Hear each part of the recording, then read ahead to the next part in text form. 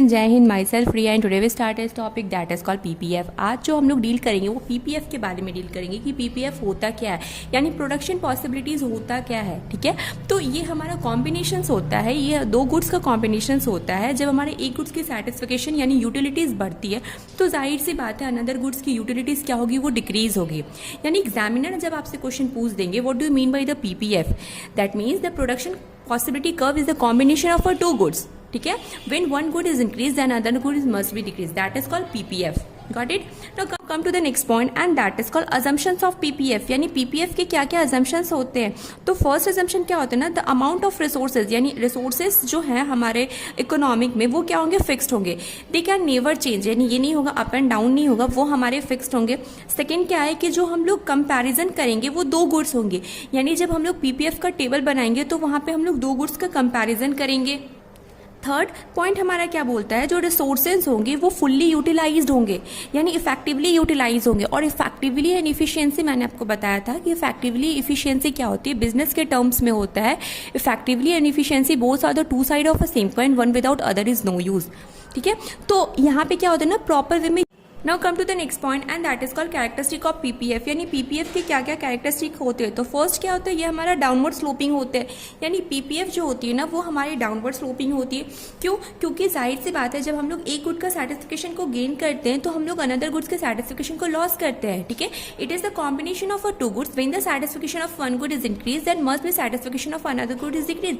So in that case we can see that the PPF is the downward sloping. ठीक है, तो PPF का जो ग्राफ हम लोग बनाते हैं वो हमारा डाउनवर्ड स्लोपिंग होता है फर्स्ट। सेकंड क्या बोला, इट इज द कॉन्केव सीव, यानी जो पीपीएफ का जो सीव होता है वो हमारा कॉन्केव इन नेचर का होता है।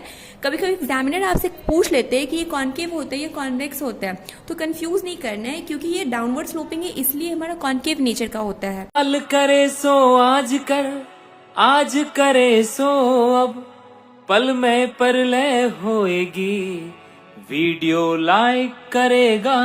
Come to the another point and that is called MRT, यानी मार्जिनल रेट ऑफ ट्रांसफॉर्मेशन क्या होती है।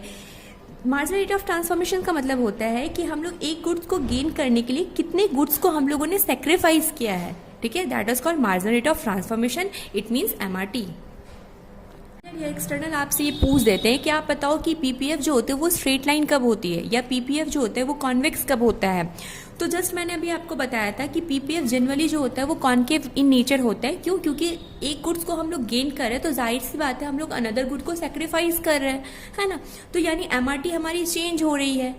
तो स्ट्रेट कब होता है, जब हमारी एमआरटी क्या होती है ना, कांस्टेंट होती है, यानी मार्जिनल रेट ऑफ ट्रांसफॉर्मेशन क्या होती है वो हमारी कांस्टेंट होती है। इन दैट केस में क्या होता है ना कि हमारा जो ड्रॉ बनता है वो हमारा स्ट्रेट लाइन ड्रॉ करता है। ठीक है, और कॉन्वेक्स कब होता है, जब हमारी एमआरटी क्या होती है, डिक्रीज होती है। ठीक है, याद रखना है जब हमारी एमआरटी इंक्रीज होगी तो वो हमारा कॉन्केव बनाता है, जब डिक्रीज होगी तो वो हमारा कॉन्वेक्स बनाता है, और जब एमआरटी हमारी स्ट्रेट रहती है तो हमारी जो लाइन क्या होती है वो स्ट्रेट बनती है। To the next point that is called consumer equilibrium. Consumer equilibrium क्या होती है, तो एक पॉइंट ऐसा आता है जहां पे हमारे कंज्यूमर सेटिस्फाई हो जाते हैं। ठीक है, यानी हमारे कंज्यूमर उस गुड्स को लेके सेटिस्फाई हो जाते हैं कि नहीं मेरे को वो गुड्स खरीदना है, तो वो आता है हमारा consumer equilibriums.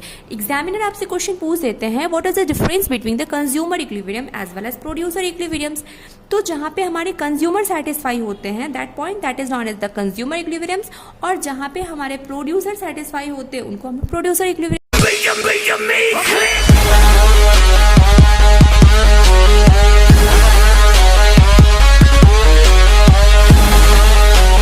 Another point that is called law of demand.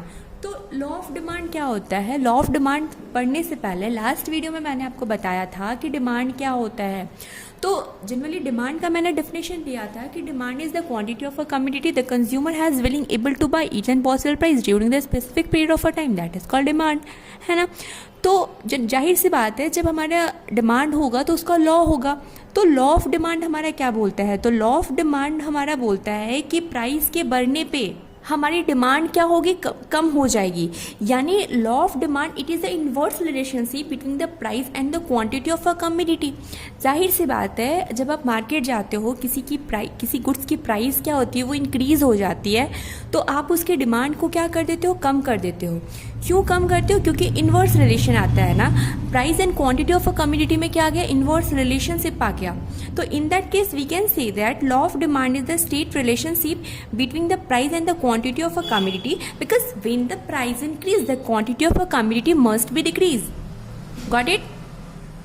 For example के लिए अगर आप देखो, अगर प्राइस मेरी 5 रुपीज़ है तो क्वांटिटी का डिमांड हमने 1 किया, प्राइस हमारी 4 हो गई तो हमारी डिमांड बढ़कर 2 हो गई, प्राइस हमारी 3 हो गई तो डिमांड भी हमारा 3 हो गया, प्राइस 2 हो गई डिमांड 4 हो गया, 1 हो गई प्राइस 1 हो गई तो डिमांड हमारा 5 हो गया।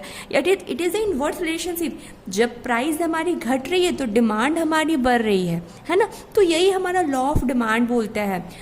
एक्सटर्नल आपसे कुछ डिफरेंसेस बिटवीन पूछ लेते हैं। एक्सटर्नल आपसे पूछ देंगे what is the difference between the law of demand as well as law of supply. फिर आपसे पूछ देंगे what is the difference between the demand as well as supply. फिर आपसे पूछ देंगे कि हमारा प्रोड्यूसर इक्विलिब्रियम क्या होती है, consumer equilibrium. Come to the next point and that is called reason of law of demand, यानी what was the reason behind it. यानी लॉ ऑफ डिमांड हमने पढ़ा, यानी प्राइस के बढ़ने या घटने पे हमारी डिमांड क्या होती है, वो चेंज हो जाती है, या तो हमारी डिमांड बढ़ती है या तो हमारी डिमांड घटती है। प्राइस के इफेक्ट पे हमारी डिमांड भी इफेक्ट करती है, ठीक है। तो फर्स्ट रीजन क्या आता है, law of diminishing margin utilities. That means कि हमारे प्राइस के घटने या बढ़ने का जो रीजन होता है वो हमारे डिमिनिशिंग मार्जिन यूटिलिटीज पे डिपेंड करता है। सेकेंड आता है हमारा सब्स्टिट्यूट इफेक्ट, यानी जाहिर सी बात है बहुत सारे इफेक्ट आते हैं, यानी हमारा ऑल्टरनेटिव यूजेस के कारण भी हमारी जो डिमांड जो होती है वो क्या होती है, या तो बढ़ जाएगी या तो घट जाएगी। थर्ड आता है हमारा इनकम इफेक्ट, हमारी इनकम बढ़ जाती है तो हम डिमांड भी ज़्यादा करने लगते हैं। फोर्थ आता है एडिशनल कंज्यूमर। एडिशनल कंज्यूमर का मतलब मार्केट में बहुत न्यू कस्टमर आ जाते हैं, किसी प्रोडक्ट के मार्केट में बहुत सारे न्यू कस्टमर आ जाते हैं तो उनकी भी डिमांड क्या होती है, वो बढ़ जाती है। फिफ्थ आता है हमारा डिफरेंस यूजेस, यानी एक प्रोडक्ट का बहुत ज़्यादा यूज़ होने के कारण भी क्या होता है ना, डिमांड जो होती है उस प्रोडक्ट की क्या हो जाती है, बढ़ जाती है। Come to the next point and that is called exceptions of law of demand. Exceptions of law of demand क्या होता है, यानी प्राइस के बढ़ने या घटने पे हमारे गुड्स पे कोई इफेक्ट नहीं पड़ेगा, है ना। जस्ट अभी हमने देखा था कि लॉ ऑफ डिमांड हमारा बोलता है कि प्राइस के इफेक्ट होने के कारण डिमांड में इफेक्ट हो गया, है ना, बट प्राइस तो इफेक्ट हो रही है, यानी प्राइस बढ़ घट रही है, लेकिन हमारे डिमांड में कोई इफेक्ट नहीं हो रहा है। तो what was the reason behind it. तो फर्स्ट आता है कि हमारी गिफन गुड्स, यानी खराब गुड्स, उसकी प्राइस कितनी भी घट जाती है लेकिन हम लोग उसको परचेज नहीं करते। क्यों? क्योंकि वो it is not good for health, so that the reason we are not purchase it. To the next point and that is called status symbol. That means market में हमारे सोसाइटी में बहुत सारे ऐसे लोग होते हैं जो कि अपने स्टेटस को क्या करते हैं ना, मेंटेन करके रखते हैं। इन दैट केस में वो क्या करते हैं ना कि उस गुड्स को परचेज नहीं करते हैं। Now come to the third point and that is called fear of shortage. कभी कभी क्या होता है ना कि हमें ये पता चल जाता है, सर्वे के अनुसार ये पता चल जाता है कि इस चीज़ का शॉर्टेज होने वाला है। इन दैट केस हम लोग क्या करते हैं ना, अपने डिमांड को हाई कर देते हैं, ठीक है। फोर्थ आता है इग्नोरेंस। बहुत सारे मार्केट में ऐसे लोग भी होते हैं ना जो कि प्राइस को वो डिटरमाइन नहीं करते, प्राइस को वो वैल्यू नहीं देते। इन दैट केस में वो इग्नोरेंस पर्सन कहलाते हैं, यानी कोई भी प्राइस हो उनको वो परचेज करना ही है। Fifth, come to the fifth point that is called fashion related good. Fashion related goods का मतलब क्या होता है ना, यहाँ पे हमारा लॉ ऑफ डिमांड काम नहीं करता, यानी कुछ लोग जो होते हैं ना वो फैशन से बहुत ज़्यादा इफेक्टेड होते हैं, तो प्राइस कितनी भी बढ़ जाए या कितनी भी घट जाए उन्हें कोई फर्क नहीं पड़ता, वो उस गुड्स को क्या करेंगे, परचेज करेंगे ही करेंगे। सिक्स आता है necessity of life. That means कुछ गुड्स जो होते हैं ना वो हमारे हेल्थ से रिलेटेड होते हैं, ठीक है। जस्ट लाइक मेडिसिन, इनकी प्राइस कितनी भी बढ़ जाए या कितनी भी घट जाए हमें कोई फर्क नहीं पड़ता, अगर ज़रूरी है तो हम लोग उसको परचेज करेंगे।